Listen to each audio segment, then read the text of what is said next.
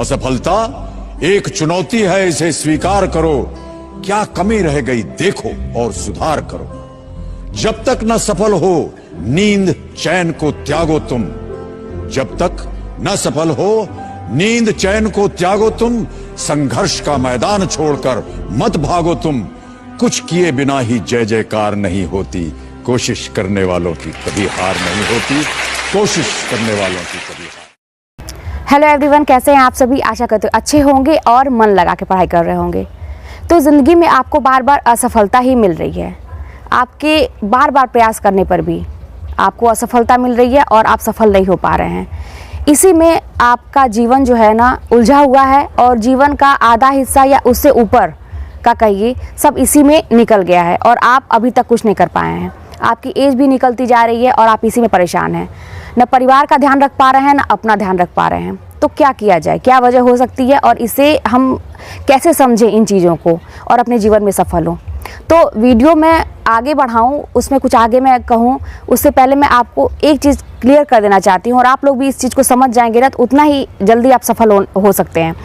वो ये है ना कि अगर परिस्थितियाँ आपके हमेशा अनुकूल हैं, अगर सब कुछ आपके अनुकूल है तो आपके बहुत कम चांस हैं आगे बढ़ने का। लेकिन जब परिस्थितियाँ आपके विपरीत हैं तो व्यक्ति उसी में आगे बढ़ता है। इस लाइन को ना आप कहीं लिख लीजिए, जहाँ भी आप तैयारी करते हैं, या ऐसी जगह लिख के रख लीजिए जहाँ पे आपकी नज़र बार बार पड़े कि व्यक्ति विपरीत परिस्थितियों में ही आगे बढ़ता है। तो अगर आपके साथ बहुत विपरीत परिस्थितियाँ हैं तो इसको अच्छे संकेत मानिए और उसी में कुछ करके दिखाइए। तो ये चीज़ आप समझ जाएंगे तो दुनिया की कोई भी ताकत आपको रोक नहीं सकती है।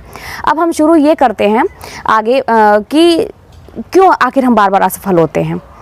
जैसे ना मेरे पास बहुत सारे आप लोगों के ऐसे कमेंट आते हैं, प्रश्न आते हैं कि दीदी अभी तक जो है ना मेरी उम्र भी जो है वो 40 के ऊपर हो गई है, 35, 36 या इससे भी ऊपर हो गई है, उम्र भी निकल गई है, हम सफल नहीं हो पा रहे हैं और बार बार हम प्रयास किए हैं, इतनी बार मैंने एग्ज़ाम दिया है लेकिन बार बार असफल हो रहे हैं, तो क्या करें। तो ये सारे प्रश्न आ रहे हैं। तो देखिए और आप लोग अभी भी आप लोग ना अपने ऊपर ही डाउट करते हैं। सबसे बड़ी बात तो ये है कि आप लोग को अपने ऊपर ही डाउट है। आप लोग कंफर्म ही नहीं है कि आप कर पाएंगे कि नहीं कर पाएंगे। तो एक छोटा सा मैं उदाहरण आप लोगों को देती हूँ। जैसे महाभारत आप लोगों ने तो सुना ही होगा और उसमें गीता का उपदेश दिया गया है। अब ये बहुत बड़ी बड़ी बातें मैं नहीं कर रही हूँ, ये देखिए बड़ी बातें तो हैं, गीता का उपदेश एक बहुत बड़ा ग्रंथ है, लेकिन वो छोटी छोटी बातें जो है ना वो हमारे जीवन के लिए बड़ी मतलब उपयोगी सिद्ध हो सकती हैं। तो जब महाभारत का युद्ध शुरू होने वाला था तो उसमें आप लोग भी जानते हैं कि अर्जुन युद्ध आरंभ नहीं कर पा रहे थे। उनके दिमाग में बहुत सारी चीज़ें थी, मन दुविधा में था कि कैसे करें, सारे अपने खड़े हैं, कैसे उन पर वार किया जाए। युद्ध आरंभ नहीं कर पा रहे थे, वो मतलब सोच ही नहीं पा रहे थे कि कैसे हथियार उठाया जाए। तो वहाँ पे फिर श्री कृष्ण को आगे आना पड़ा और वहाँ पे उपदेश देना पड़ा। अब वहाँ पे गीता का जो उपदेश है जो श्री कृष्ण ने समझाया अर्जुन को, तो आप लोग भी जानते हैं कि बहुत सारी चीज़ें बताई, जीवन के बारे में बताई, छोटी छोटी चीज़ें बताई और यही कहा कि तुम अपना कर्म करो और कर्म से पीछे मत हटो। चाहे कोई भी परिस्थिति है, अपना कर्म तुम करो और जो भी चीज़ आज है वो ऐसे ही नहीं रहेगी, वो परिवर्तन उसमें परिवर्तन होगा। कोई भी चीज़ यहाँ पे स्थायी नहीं है, सब चीज़ अस्थायी है। तो हमें भी ये चीज़ें समझ लेनी चाहिए। जैसे क्या होता है ना कि हम उस लेवल की तैयारी नहीं कर पा रहे हैं जिस लेवल की होनी चाहिए और कहीं ना कहीं तो चूक रह जा रही है। कहाँ रह जा रही है हम समझ नहीं पा रहे हैं, अपने आप को ही नहीं समझ पा रहे हैं। तो देखिए एक चीज़ समझ लीजिए कि अगर आप अपनी परिस्थितियां जो अभी चल रही हैं आपके लाइफ में या अपने परिवार में जो भी स्थिति है, आप एक कंफर्ट जोन में हैं, आपको सब कुछ चीज़ें सेट हो गई हैं आपकी, उसमें परिवर्तन नहीं करना चाह रहे हैं। आप कहीं ना कहीं अपने परिवार से इतना मोह है कि कुछ भी है कि आप ये सोचते हैं कि मैं अगर अपने ऊपर ध्यान देने लगूं या कुछ ज़्यादा अपने परिवार से हट के कुछ और चीज़ों पर ध्यान देने लगूं, अपनी पढ़ाई करने लगूं तो परिवार का ध्यान उतना नहीं रख पाऊंगा या नहीं रख पाऊंगी। और भी बहुत सारी चीज़ें, अगर आपकी जो भी परिस्थिति अभी चल रही, जो भी स्थिति है उसमें आप बदलाव नहीं करने की सोच रहे हैं तो ऐसा नहीं है कि ये समय ऐसा ही रहेगा। कुछ समय के बाद आप देखेंगे कि आपकी परिवार की स्थिति या आपकी लाइफ जो भी है, जैसे कुछ लोगों का ये भी है ना कि अभी ये लाइफ घूमने फिरने की है, अभी इस लाइफ में इतना ज़्यादा हम स्ट्रगल करेंगे तो फिर आगे क्या होगा, आगे तो समय बीत जाएगा, बुढ़ापा आ जाएगी तो क्या करेंगे। तो ये सारी भी मानसिकता बहुत सारे लोगों की होती है कि वो लोग पहले अपने ऐशो आराम को ध्यान रखते हैं, अपनी प्रायोरिटी क्या है उस दूसरे चीज़ को बना लिए हैं। तो आपको क्या लगता है कि सारी स्थितियाँ ऐसी ही रहेंगी? नहीं रहेंगी, सारी चीज़ें बदल जाएंगी। और जब सारी चीज़ें बदल ही जाएंगी तो फिर आप तब सोचेंगे कि हमें कुछ करना चाहिए, लेकिन उस समय भी आपका साथ नहीं देगा, समय भी बदल चुका होगा। तो बस ये सारी चीज़ें आपको समझने की बात है। और देखिए, हमेशा सोचते मत रहिए कि प्लानिंग ही बस मत करिए कि हमें करना है करना है करना है और कुछ कर नहीं रहे हैं। आप लोगों की बातें सुन रहे हैं, मोटिवेशन ले रहे हैं, उनकी कहानियाँ सुन रहे हैं, लेकिन आप कुछ कर नहीं पा रहे हैं। तो बस प्लानिंग नहीं, करना शुरू करिए, किताब उठाइए। कभी कभी लाइफ में ना रिस्क लिया जाता है, बहुत ज़्यादा ज़िंदगी में जोर खटाना मत करिए कि क्या होगा क्या नहीं होगा, मैं तैयारी तो शुरू कर रहा हूँ, नहीं निकला तो क्या होगा, निकलेगा तो क्या होगा। बस कर्म करिए, आगे का कुछ चीज़ें ना ईश्वर के ऊपर छोड़ दीजिए।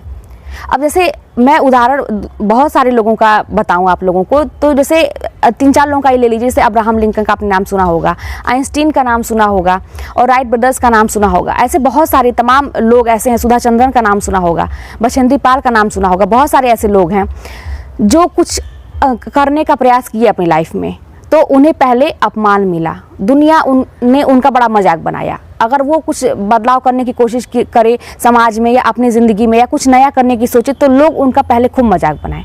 जैसे अब्राहम लिंकन का तो आप जानते ही हैं कि इनकी ज़िंदगी कितनी मतलब कठिन थी। बचपन से ही सब मतलब है इनकी जीवनी में कि इनके माँ बाप को इन्होंने बचपन में खो दिया। कोई भी काम करने जाते थे तो उसमें ये असफल होते थे, बच्चों को भी खोया, जिससे प्रेम करते थे उसको भी खोया, और लेकिन अंत में इन्होंने हार नहीं माना और ये अमेरिका के 16वें राष्ट्रपति बने।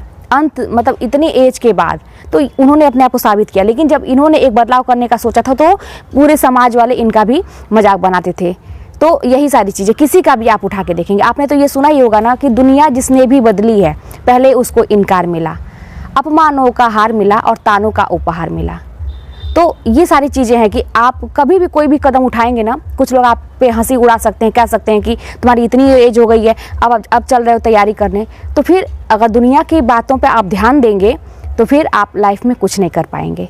तो हिम्मत के साथ अपना काम करना, सोचने से अच्छा है ना कि करना शुरू कर दीजिए। और पढ़ने की या तैयारी करने की कोई उम्र नहीं होती है, आप किसी भी उम्र में तैयारी शुरू कर सकते हैं। अगर आपको कुछ नहीं समझ में आता है तो सिलेबस उठाइए और ज़ीरो से शुरू करिए कि उसमें पहले क्या करेंगे। हमेशा मैं बार बार बताती हूँ कि छोटे छोटे सेक्शन में चीज़ों को डिवाइड करके पढ़िए। आप लोगों ने मुझसे कहा कि दीदी अपना टाइम टेबल बता दीजिए, तो मैं उसको दूसरे वीडियो में अपना टाइम टेबल भी शेयर कर दूँगी, और बुक के भी बारे में बहुत सारी चीज़ें हैं आप लोगों को बताने में। और हाँ, कुछ मेरी बहनें या मेरे भाई ऐसे हैं जिनको अब ये लगता है कि उनके सारे रास्ते बंद हो चुके हैं, अब वो कुछ कर ही नहीं सकते हैं। मतलब उन्होंने उस हिसाब की पढ़ाई भी नहीं की, एज भी निकल गया है, अब वो अंदर से तो है कुछ करना है, लेकिन वो कुछ भी उनको समझ में नहीं आ रहा है। तो मैं ऐसे लोगों को बताऊंगी कि ज़रूरी नहीं है कि आप एक जॉब के ही पीछे भागें, करने के लिए ना बहुत कुछ है। और दुनिया में कोई भी ऐसा नहीं व्यक्ति है जो कुछ कर नहीं सकता है, उसके अंदर भगवान ने कोई टैलेंट नहीं दिया, कोई खूबी नहीं दी है। कभी अपने अंदर भी आप झांक के देखिए, कुछ ना कुछ आपको ज़रूर मिलेगा कि हाँ मैं ये काम कर सकता हूँ। कभी बैठ के अपने बारे में भी सोचिए। तो चलिए मिलते हैं नेक्स्ट वीडियो में। कोई भी बात होगी तो आप कमेंट के माध्यम से बताइएगा, और फिर आगे हम लोग नेक्स्ट वीडियो में उस पर डिस्कस करेंगे। तो चलिए मिलते हैं नेक्स्ट वीडियो में।